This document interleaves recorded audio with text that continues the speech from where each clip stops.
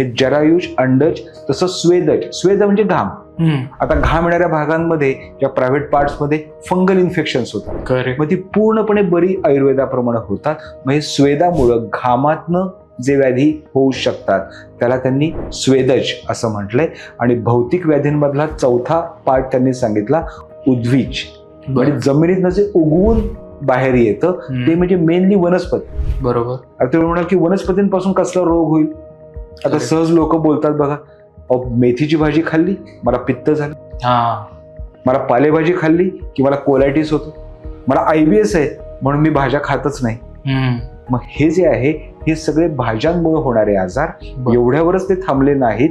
वृक्ष आयुर्वेद नावाचं आयुर्वेदाची मोठी एक शाखा आहे असं म्हणू आपण. तर ह्या वृक्षांच्या वर असणारी जी कीड किंवा किडे आहेत, आजकाल आपण बघतो की त्या भाज्या नीट धुवून घ्या, त्याच्यामध्ये जी कीड आहे ती नष्ट करा, तर ती नष्ट करा. याच्याबद्दल त्या किडीपासून होणारे आजार याच्याबद्दल सगळं म्हणलं या अधिभौतिक व्याधीमध्ये.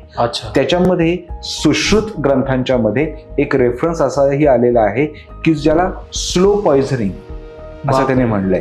म्हणजे आजकाल भाज्यांच्या मध्ये आपण जे म्हणतो की ते केमिकल्स सगळी घातलेली असतात, मग ती पेस्टिसाइड्स असो नाहीतर खतं असो, रासायनिक खतं घातलेली असो, हे स्लो पॉइझनिंग होते तुम्हाला. आपण सुरुवातीला जसं बघितलं की निर्व्यसनी शाकाहारी माणूस त्याला आतड्याचा कॅन्सर व्हायचं काय कारण. की एखादी गृहिणी छान संसार करत होती तिला ब्रेस्ट व्हायचं काय कारण.